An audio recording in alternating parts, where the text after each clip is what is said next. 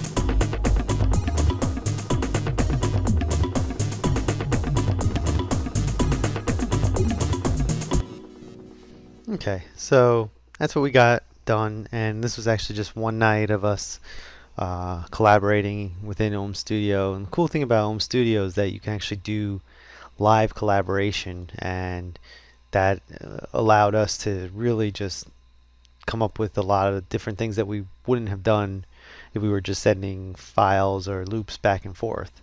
The only problems that we had with Ohm Studio was that the routing system is a little different than most systems. It's actually routed like devices. So you have all these devices here, and you run them into each other, and these are actually going into different tracks. So if we wanted to do a compressor, a sidechain, we would have to run all of our tracks into the compressor on the sidechain, and then have the kick driving that on the other input. It's kind of like Reason, how they did it, but it's just a little cumbersome when you want to just run maybe this track all the way over to your sidechain. And then there's a few other things. I mean, it is a beta, so there was some things that were just missing. One of the things that annoyed Dave was that you have your beats up here, but it doesn't tell you what that equates to in time. So you don't know exactly how long your track is by just glancing. You kind of have to do the math in your head. But yeah, I mean, it was fun for us to do this one night and play around with this. On each track, we've got, let's see here, we've got for our pads, we have this right here.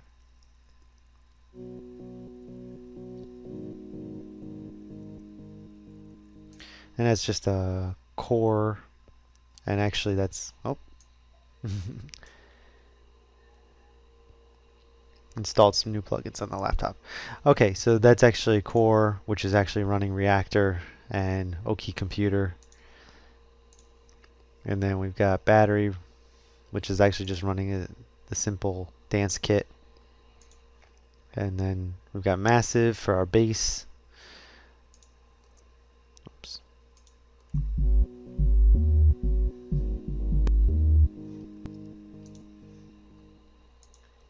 And then we had some bass stabs from Reactor. Oops.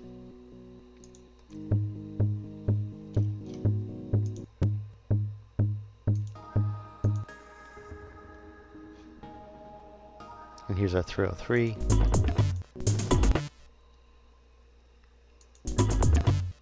Oh, because that's going into the side chain, so you actually have to...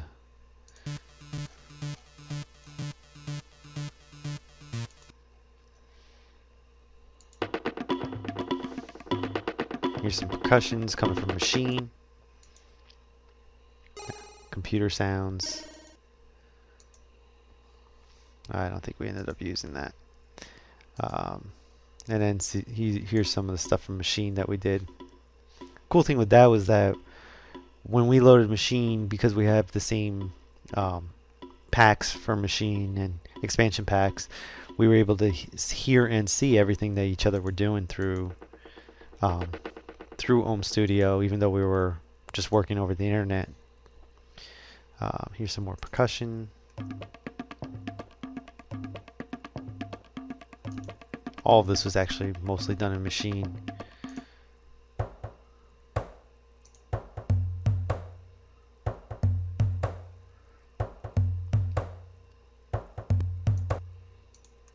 And there's one other thing here. What was it? Oh, that was the other thing that bothered Dave and us and me. If he didn't have a plugin, okay, so he doesn't have the baseline 2 from Audio Realism. I could freeze it,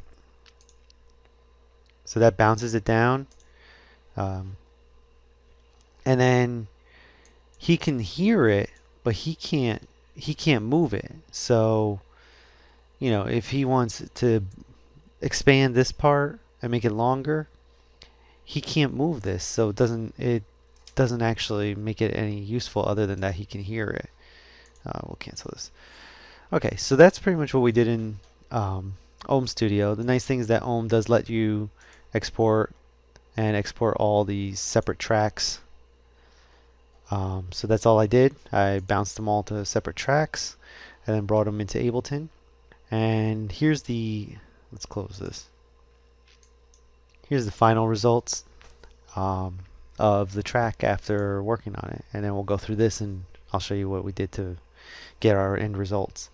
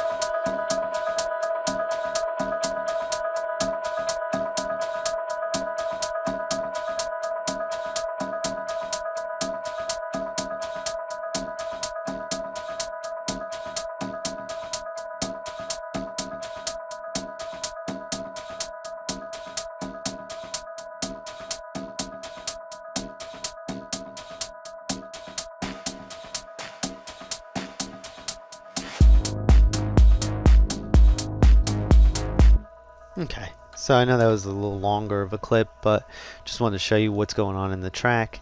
Mainly, Dave and I decided that we were going to go more of a classic progressive house type of vibe.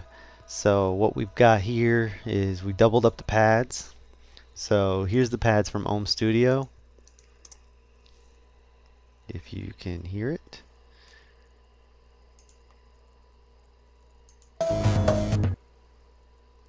Okay, I'm not sure why we can't hear. Oh, we may have ended up not using those. Okay, so we'll leave that there.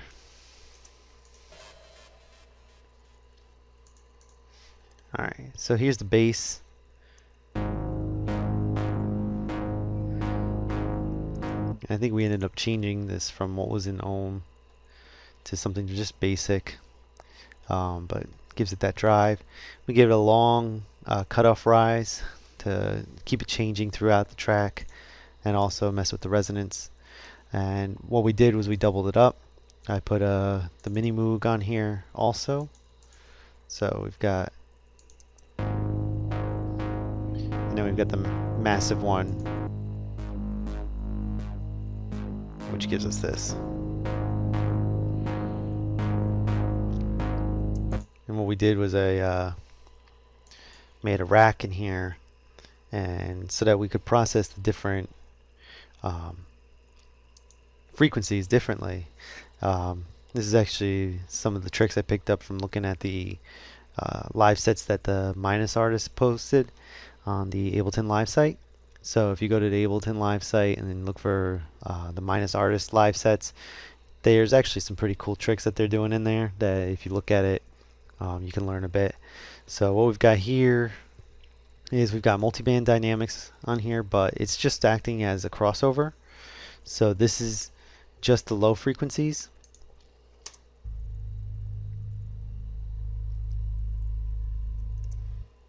And then we've got the high frequencies going through this chain. So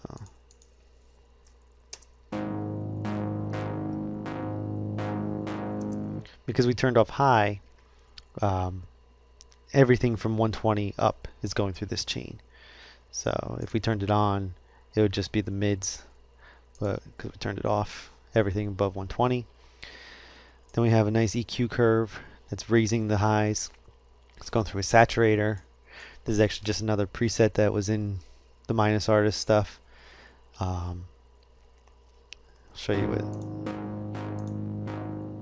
Just kind of picks out the highs out of it. And it's going into a compressor with the kick. And we've got just spectrum running so we can just see where the lows and the highs are. And then we've got the auto filter, which is rising with it. Just kind of gives it all a bit of motion throughout the track. And then we've got our keys.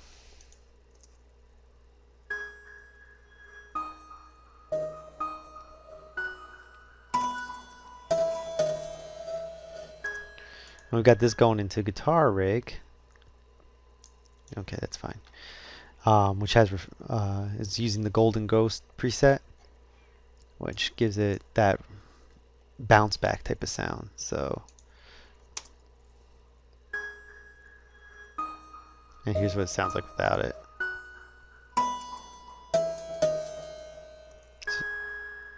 So I had some delay on it already, but when you give it this and then reverse it, that's what gives it that kind of bounce back type of sound.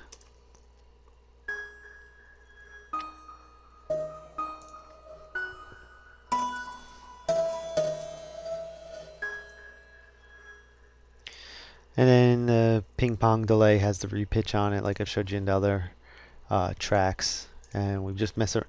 This one's a little different than the other ones. The other ones had the time on it, and it was using that to change it up. This time I kept it in sync, but when you mess with the, I believe it's called beat swing. Yeah, the beat swing on it is what causes it to do the pitching again. So that's how we got it to do that kind of speeding up sound. And then we've got some percussion. This was in the original, or the track that we had in Ohm.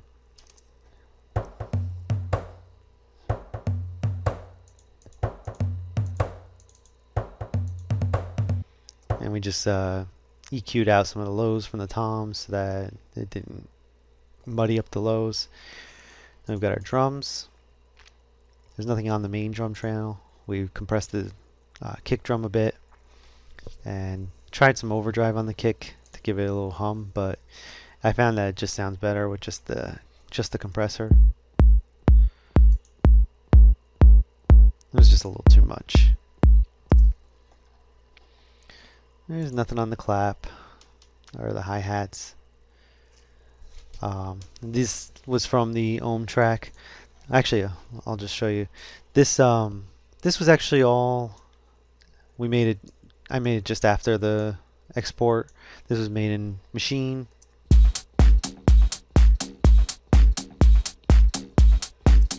It's using the Call Girl preset from the Dark Pressure expansion.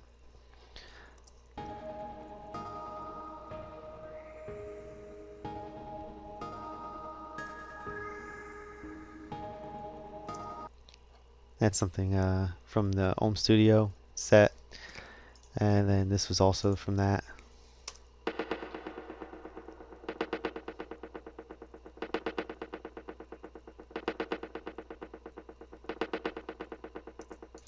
And this was actually also made in Machine. We just put a large delay on it and had it kind of, I think it was just like 2 hits, and then put a delay on it so that it would just kind of do that bouncing type of sound. Here's our 303.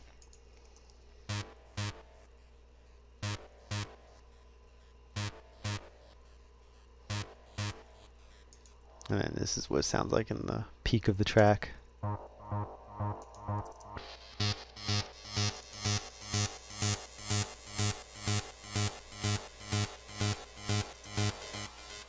And we've got that going into the guitar rig, and that's got the Tractors 12 stuff on it, and we just kind of, I'll mute all these so you can hear it as how we built the rack. So this is what it sounds like without it. You put the Mulholland Drive on it.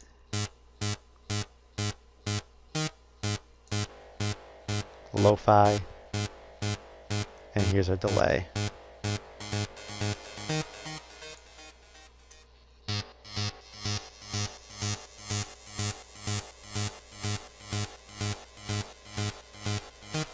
Now we've got our compressor side chaining it, and we've got our auto filter that kind of rises with it. Oops.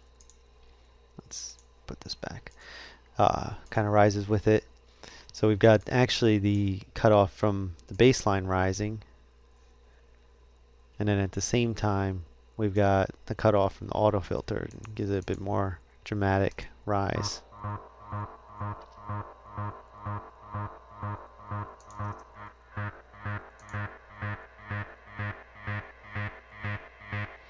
And they're different curves.